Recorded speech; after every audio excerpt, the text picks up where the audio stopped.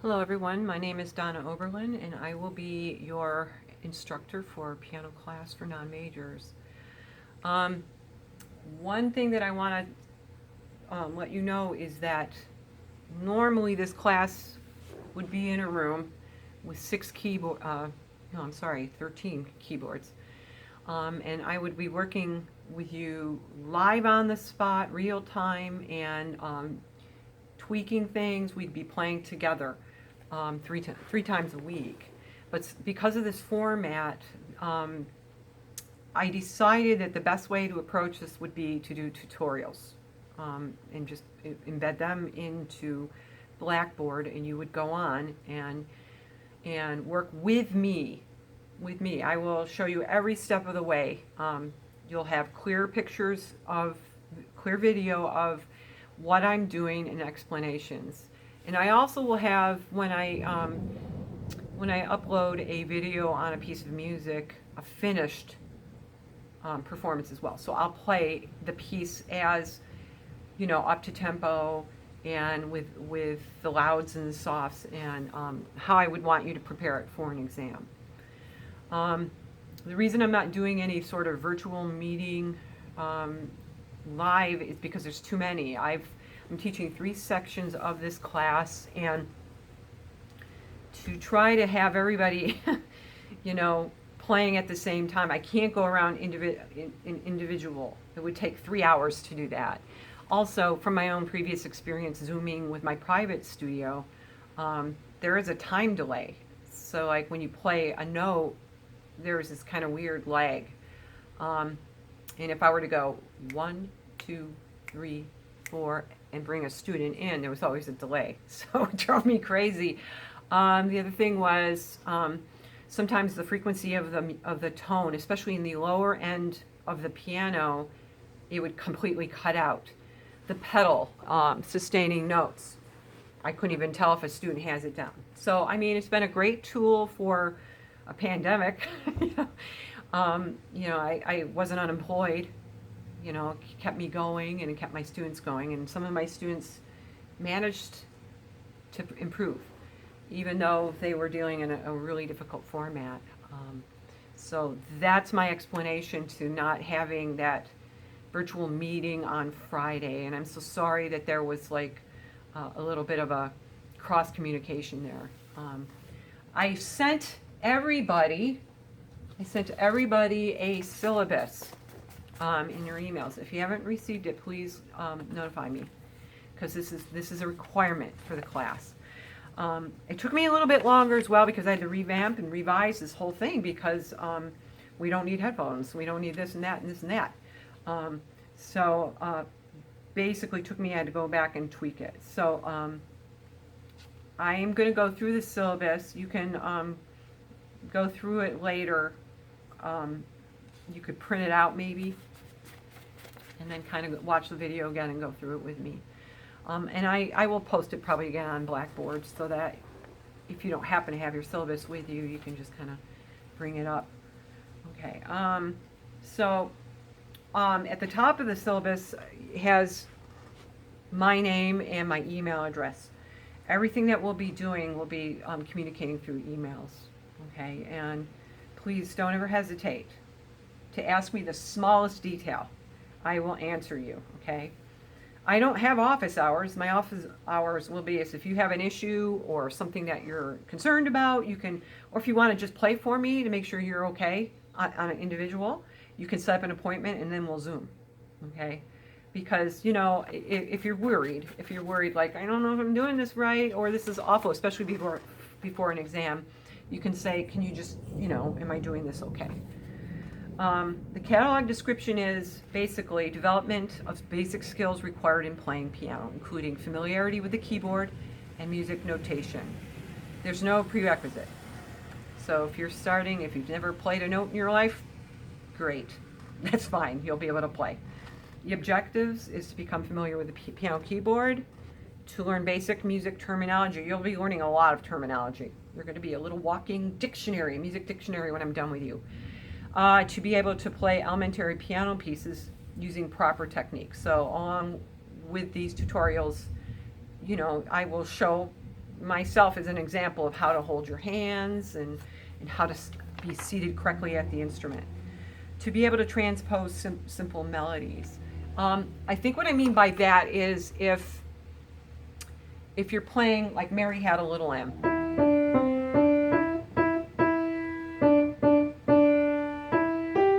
Okay? If I move that to a different place on the piano, it's a different place. I just transposed that melody. So you'll be able to play a melody in one place and then be able to move it somewhere else. And you should be able to sight read pieces at level. And what that means is as you go along in your experience, and you get a little bit more experience under your belt, you'll be able to put music in front of you and be able to play at your level through a piece of music. Required materials and equipment for this class. Your textbook is going to be Faber and Faber Adult Piano Adventures. Okay, and this is book 1. It says all in one. Okay, they should have these at the bookstore. If they don't, you can order it. And you know, a lot of times when I'm doing a tutorial, I'll like actually show the music. So if you don't have a book yet, or if you're waiting for it, if you order it on like Amazon or something like that, and it's going to take a few days, that's cool. You will need a cell phone or some sort of digital recording, like video camera, because this is how we're going to take the exam. I can't do face-to-face with you. I can't breathe all over you. And so what you will do is record yourself playing the requirements for an exam. Okay, so if I ask you to prepare a certain piece of music for an exam, you would record yourself playing it. You know, you want to make sure you have your hands in the view clearly so that I can watch them, and then I'll basically critique you, give you a grade, and then put comments with your grade on Blackboard Grade Center. Okay.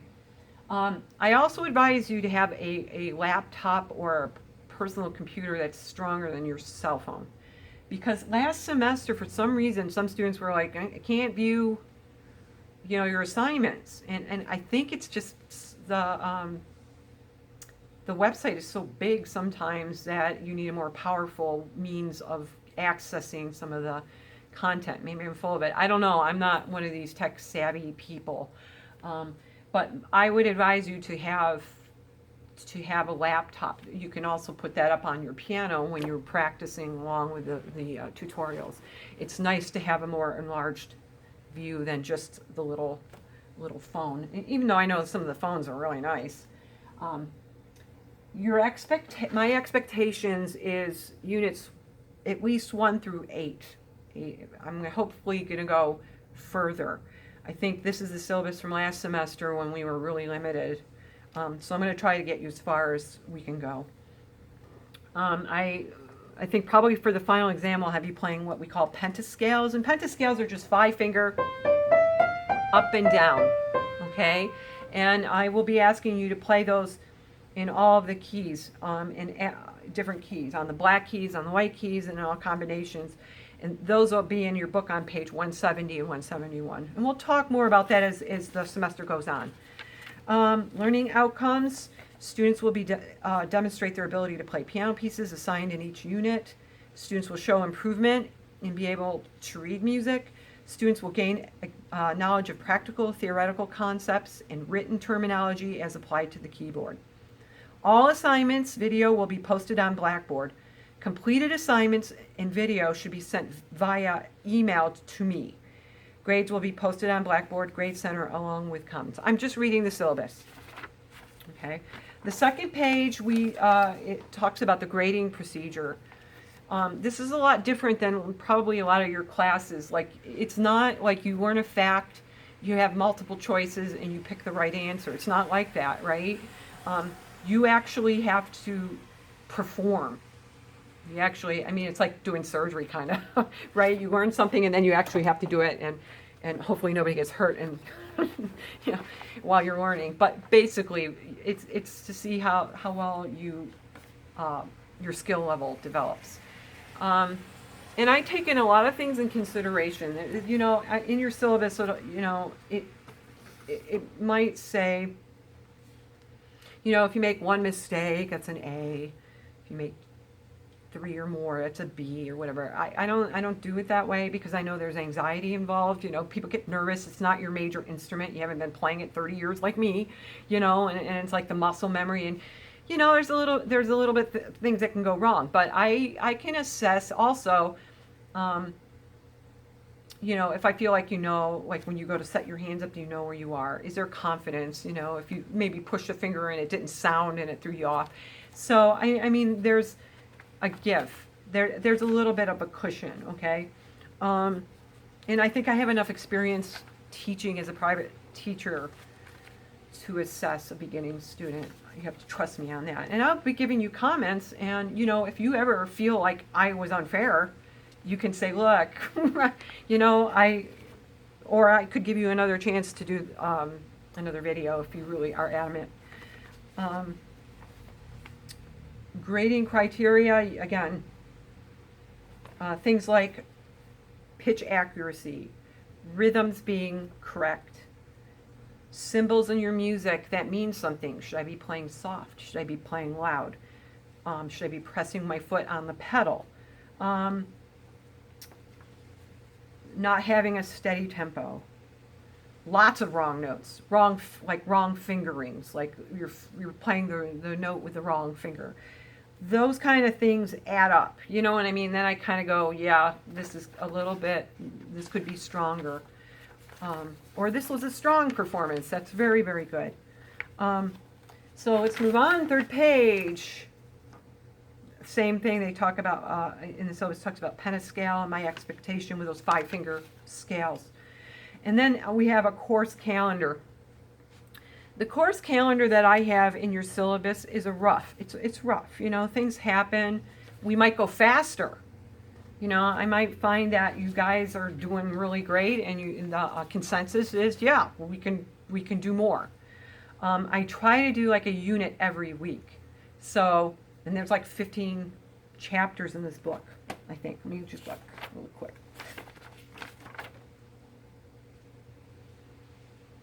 It's like 16 units. So we could get really close if I stick to the schedule. Then we make it all the way through the book or close to finishing the book. No class on Labor Day, Veterans Day, Thanksgiving break. I won't expect you to be practicing. I mean, if you go home or if you go to a relative's house or something, they have a piano and you want to practice, go for it. But the expectation is I'm not supposed to be uploading anything on course content during a break. I don't want to anyways, right? 3 exams plus the final. So there's 4 exams, all worth 100 points apiece. So a total of 400 points in which you can attain, okay? The first exam, I'm pushing for like end of September. So a month from now is our first one maybe. Second one, a month later. And then the last exam will be in December, because I accounted for our break in November for Thanksgiving. And then final exam will be the week of the 14th through the 20th. Now, one of the beauties of doing tutorials is that what I'll do is give you a due date. You know, you have your video into me of your exam by September 25th at midnight. You know, if you go past midnight, then I start knocking you down a grade. Okay, so to me, it's like if you don't have the exam in by midnight of the day that it's due, then it's like not showing up for an exam. So I have to start lowering. So if you do get it into me late, if you get an exam into me late, and it's 2 days late, and you got an A on it, then it knocks you down to like a C. Okay. So the due dates and everything are on in your syllabus. If you have any questions, please email me, okay? And I'll try to get back to you. The last page of your syllabus is the university policy addressing any disabilities that might, be a problem, and that if you need any help, to just get in touch with me, and I'll make every effort to accommodate you. And there's a statement of inclusion. Equal opportunity education institution encourages an atmosphere in which diversity of its members is understood and appreciated. An atmosphere free of discrimination and harassment based on identity categories. Thus, all members of the university are expected to join in creating a positive atmosphere in which individuals can learn and work in an environment that is sympathetic, respectful, and supportive. I'm for that. I'm all for that, I think music is something that connects us all. It's something that we can all share in, and nobody should ever be excluded. Ever, ever, ever, ever, ever. Now, the last thing I want to discuss, and I'm sorry if this is going a little bit longer, is because I kind of want to just going forward. What I'm going to try to do is post a tutorial like every other day. Okay? So Monday, Wednesday, and Friday. And in between then you can practice whenever. What's nice about this is that you can pick your time in which to practice. If you're a night bird, you can, practice at night. If you have a keyboard, you can, plug in your earphones and just practice and not bother anybody. A lot of my students, especially my non-major students, kind of tell me that, all the stress of their own degree programs, piano was nice to get away from, and just like, sort of like, it's kind of like yoga. You can't, it's like music, because you get so focused in on what you're doing that like everything else disappears. You know what I mean? So it's a good escape. I do have a short assignment for this weekend. I have to account for and verify your presence in this class. And one of the means of doing that for the instructors is having an assignment. And when a student hands in the assignment, that first assignment kind of clicks in, and that means the student is present and is registered for the class and is legitimately in the class. Okay, and it's just like, because I don't want to have somebody on my roster who never shows up, like virtually shows up, because we're accountable for that. So what I would like for each and every one of you to do is write a short bio about who you are, where you're from, are you from Ohio? Are you from out of state? Are you from Texas or someplace cool, or someplace like California far away? Or if you're an international student, where do you hail from? And like, is this your second language? Are you learning piano in addition to expressing yourself, like having to hear me speak in English?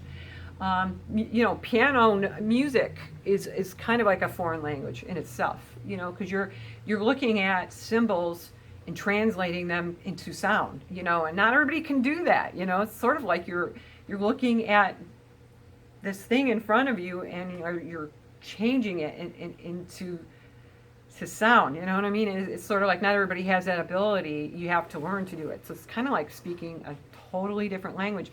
So try to imagine if you're from like, I don't know, Brazil or someplace, and English is your second language, and then you're learning a third language on top of that. That's pretty impressive. And I'd like to know that as well, so when I'm giving the tutorials, I can speak slower and maybe a little more clearly, instead of my usual sloppy way of speaking. My speech is pretty bad sometimes.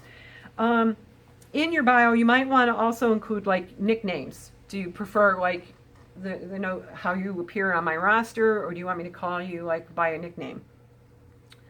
I would also like to know what your prior experience in music is. Throughout high school, were you in the marching band? Were you in choir? Were you in what else is there? Musical theater? Like, did you do the musical? Did you play another instrument like clarinet or something like that, or multiple instruments? Are you self-taught? Are you a guitarist or Maybe you play by ear on the piano and want to learn how to read. That's good to know. I mean, if you've been in solo and ensemble contests, things like that. I would like to know what your past experience with music is. What is your favorite style of music? What do you listen mainly to? I would also like for you to take a picture of the instrument that you're playing on. Here, I'll show you mine really quick. This is one of mine. I mean, I have one at home too, so you might be getting videos at home. So this is a baby grand piano that I have in my own private studio that I will probably be doing most of my videos. Just because at home, my husband will think I'm weird. You're like, why are you talking to yourself?